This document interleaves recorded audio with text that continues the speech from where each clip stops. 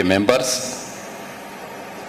और इस प्रतिष्ठित संस्थान से जुड़े हुए सभी छात्र छात्राएं और उपस्थित अन्य सम्मानित अतिथि,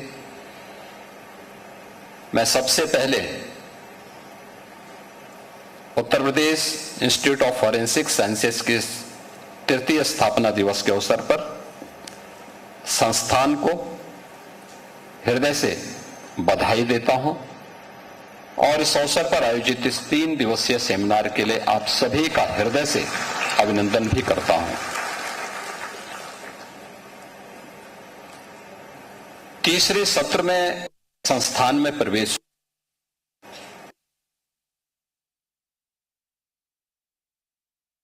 तीसरे स्थापना दिवस के अवसर पर यहां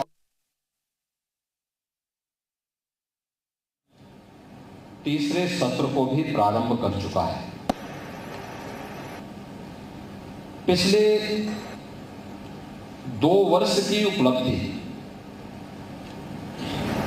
इस संस्थान के लिए आगे बढ़ने की एक सुदृढ़ नींव को प्रदान करता है।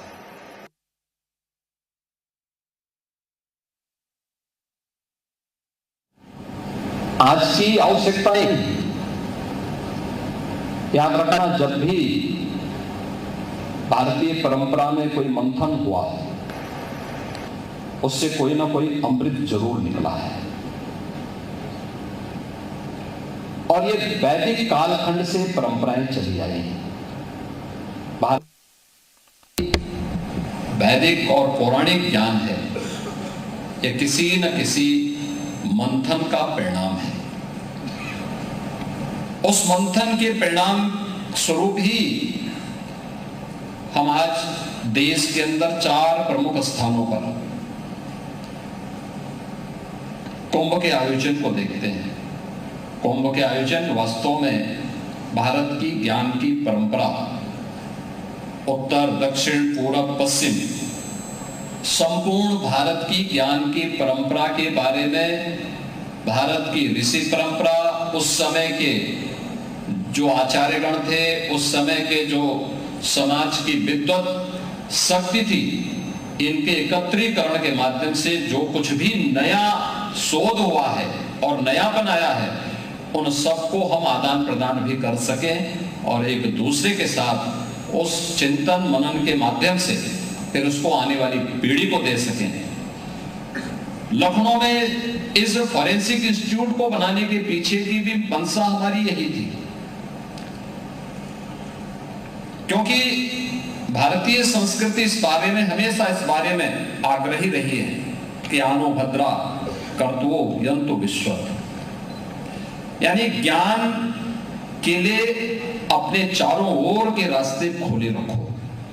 कहीं से भी कोई अच्छी चीज आती है, अच्छी बातें आती है, तो उसके लिए सभी दरवाजे आपके खुले होने चाहिए, आप बंद मत करिए।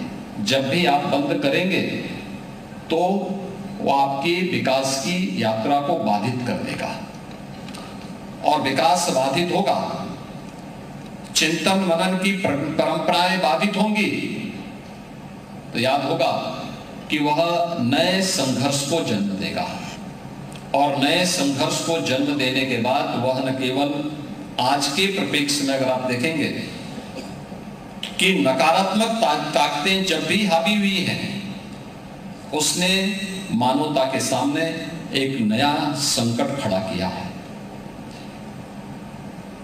आज से 3500 वर्ष पहले इसी लखनऊ के बगल में नेमिसारण्य में जो सबसे बड़ी गोष्ठी हुई थी, उसमें 88 हजार विद्वानों ने ऋषि मुनि के रूप में भाग लिया था और वह भारत की पौराणिक परंपरा में पुराणों के माध्यम से वो ज्ञान धरोहर के रूप में हम सबके सामने प्रस्तुत हुआ।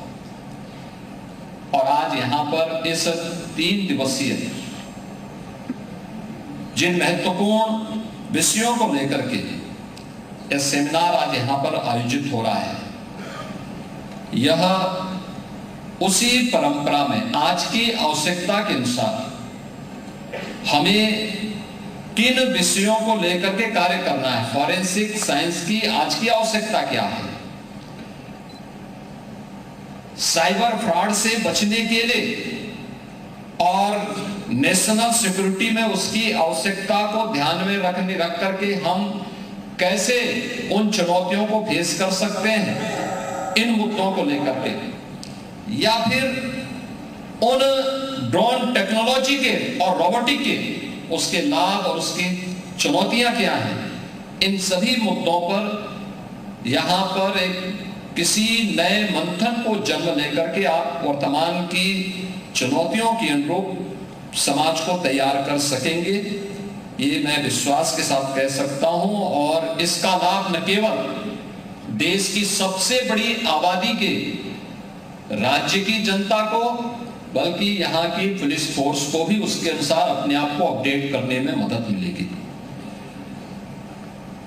मुझे याद है जब हम आज यहाँ पर इन सभी मुद्दों पे चर्चा कर रहे हैं, यहाँ पे पुलिस महानिदेशक उत्तर प्रदेश इस बारे में उन्होंने कहा भी कि फॉरेंसिक की स्थिति हमारी क्या थी उत्तर प्रदेश के अंदर। 2017 के पहले 4 फॉरेंसिक लैब थी, उनकी भी स्थिति जैसे तैसी थी। क्या कारण था कि कोई दुर्दांत माफिया अपराध कर रहा है। मेरी एक बार यहां पर उच्च न्यायालय से चर्चा चल रही थी, मैंने कहा यहां पे बताओ अपराध का जो सबसे पुराना मामला हो कितना पुराना है। तो मैं 2017-18 की बात कर रहा हूं, उन्होंने कहा कि 52 वर्ष पुराना। तो मैंने कहा तो मेरी उम्र से भी ज्यादा बड़ा है, यानी उतना पुराना अपराध हुआ है, उसको आज तक सजा नहीं हो पाई, सजा होने की कोई स्थिति भी नहीं थी। क्योंकि जब तक सैंपल कलेक्ट करके लैब में जाते थे और उसमें कई दशक लगते थे उसके परिणाम आने में, तब तक सैंपल खराब हो चुका होता था और अपराधी को कभी सजा नहीं मिलती थी, कभी नहीं मिलती थी। हमारी जीरो टॉलरेंस केवल शासन के वक्तव्यों तक सीमित रह पाता था।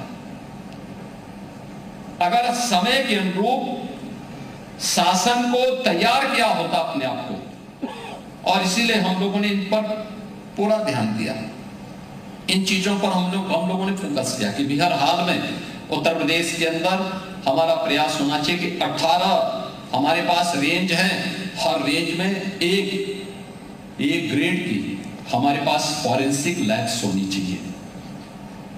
हम लोगों ने 12 बना के तैयार कर ली हैं, 6 निर्माणाधीन हैं। और यही नहीं, जिन जनपदों में 3 नए कानून लागू होने के बाद, बीएनएस लागू होने के बाद जुलाई 2024 से हम लोगों ने इस बात को सुनिश्चित किया कि अब 7 वर्ष से ऊपर के हर एक अपराध में फॉरेंसिक साक्ष्य आवश्यक है। तो इसके लिए केवल एक घोषणा तक सीमित न हो, बल्कि हर जनपद में पहले ही हम एक मोबाइल फॉरेंसिक यूनिट पहले ही वहां दे चुके हैं, और आज हम 75 जनपदों के लिए 75 नई फॉरेंसिक यूनिट का यहाँ पे उसका शुभारंभ करने जा रहे हैं, उन्हें उपलब्ध करवाने जा रहे हैं। यानी ये लैब्स भी हैं, हम मोबाइल फॉरेंसिक यूनिट भी उनके यहाँ लैब के रूप में उन्हें उपलब्ध करवाने जा रहे हैं, जो घटना स्थल पर जाकर के साक्ष्य कलेक्ट कर सके और अपराधी को सजा दिला सके। साइबर अपराध में भी यही होता था। 2017 के पहले एक थाना था गौतम बुद्ध नगर जनपद में, लखनऊ में निर्माणाधीन था। आज उत्तर प्रदेश के अंदर हम लोगों ने सभी 75 जनपदों में साइबर थाने की भी स्थापना की है। सभी 1587 थानों में एक साइबर हेल्प डेस्क भी दिया है। वहां पे मास्टर ट्रेनर भी उनके पास यहां से भेजे गए हैं कि जो हर जनपद में हर पुलिस कार्मिक को इसके साथ दक्ष कर सके, उसकी ट्रेनिंग उसके साथ हो सके। यह भी कार्य किया गया, और अब तो प्रयास इस दिशा में हमारा चल रहा है कि हम बहुत शीघ्र एक साइबर मुख्यालय को ही बना करके, क्योंकि वर्तमान की इन चुनौतियों का सामना करने के लिए, न केवल साइबर फ्रॉड को रोकने के लिए, बल्कि अभी ऑपरेशन सिंदूर में आपने देखा होगा पूरा युद्ध ही साइबर युद्ध की तरफ जा चुका था। अब फाइटर प्लेन नहीं काम कर रहे थे, अब उससे भी आगे सोच करके हमें कार्य करना होगा। अब सुपरसोनिक मिसाइल या फिर कोई ऐसा ड्रोन जो इस चुनौती को सामना कर सके, वही इसमें उपयोगी हो सकता है। और आज इस देश से हम लोगों ने यहाँ पर देखा होगा कि यहाँ पे आज हम लोगों ने बहुत सारी चीजों का यहाँ पे उद्घाटन भी किया है। अभी यहाँ आने के पहले हम लोगों ने एडवांस डीएनए डायग्नोस्टिक सेंटर का यहाँ पे उद्घाटन किया है।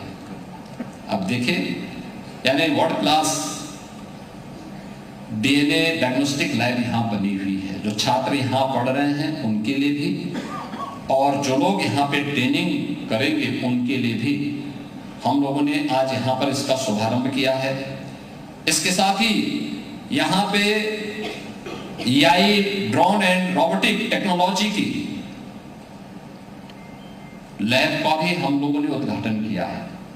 आप देख सकते हैं वहां पे नैनो ड्रोन से लेकर के और 40 केजी तक का सामान ले जा करके उस लक्ष्य को प्राप्त करने की दिशा में उसका क्या उपयोग हो सकता है, उस प्रकार का भी ड्रोन यहाँ की लैब में आप देख सकते हैं।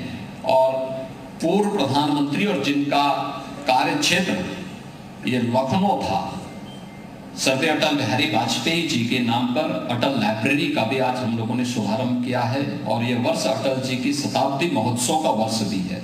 तो इस उद्देश्य से तीनों कार्यों संस्थान को हृदय से बधाई देता हूं। हमें इस दिशा में लगातार कार्य करना होगा।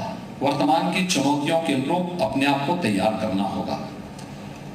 मुझे याद है, अगर हमारे पास टेक्नोलॉजी नहीं होती, महाकुंभ अपनी सफलता की ऊंचाइयों को नहीं प्राप्त कर पाता।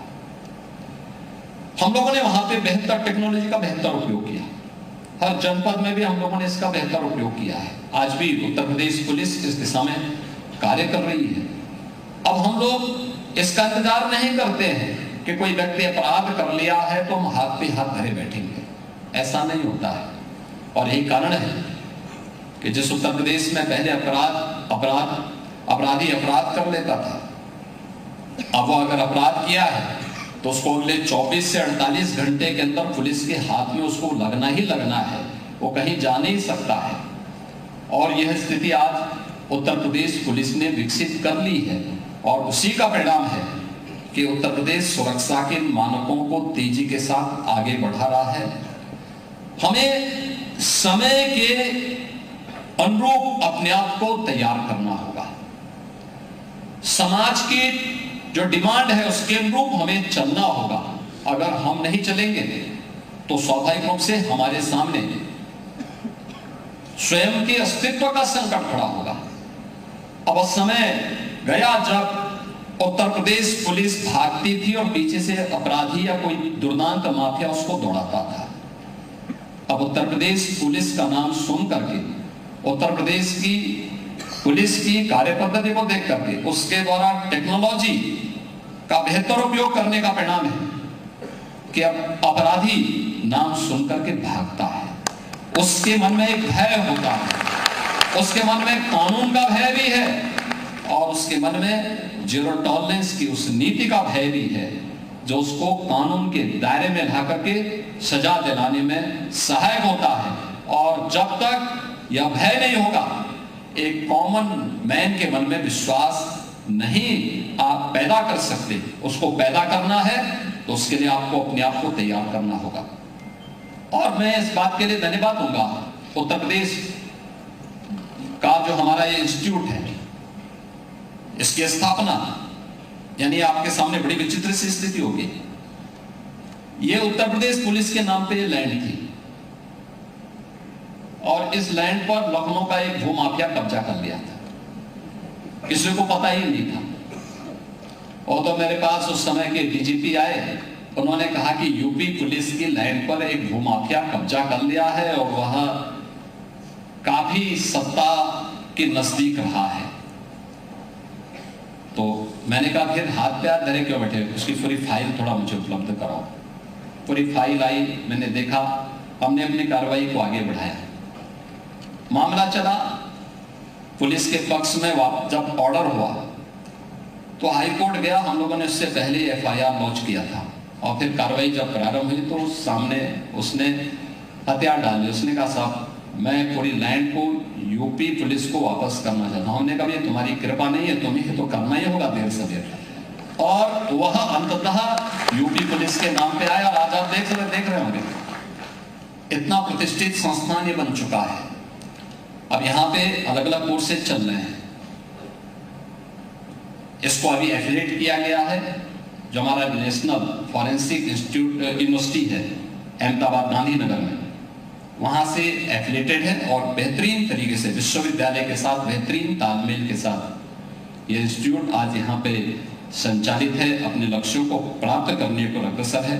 और मेरा मानना है उत्तर प्रदेश पुलिस बल को और उसकी विभिन्न शाखाओं को निरंतर यहाँ पर ट्रेनिंग लेने के साथ ही इस टेक्नोलॉजी के साथ अपने आप को अपडेट करना होगा, चाहे वह आज के समय में फॉरेंसिक से जुड़ी हुई हो, साइबर से जुड़ी हुई हो, आईटी या फिर इस फील्ड से जुड़ी हुई, एआई से जुड़ी हुई हो, रोबोटिक्स से जुड़ी हुई हो या ड्रोन टेक्नोलॉजी से जुड़ी हुई, इन सब से जुड़ी हुई सभी को हमें अपने आप को तैयार करना होगा। याद रखना, बहुत जितना आसान टेक्नोलॉजी ने जीवन को बनाया है उतनी ही बड़ी चुनौती हमारे सामने टेक्नोलॉजी ने दी भी है। हमें उस चुनौती के लिए और उन नकारात्मक ताकतों के द्वारा मानवता के सामने, एक सामान्य नागरिक के सामने, उस समाज की सज्जन शक्ति के सामने सुरक्षा के लिए और उनके अस्तित्व के लिए जो चुनौती खड़ी की जाती है, टेक्नोलॉजी से ही हमें उसका समाधान का मार्ग भी अपनाना पड़ेगा।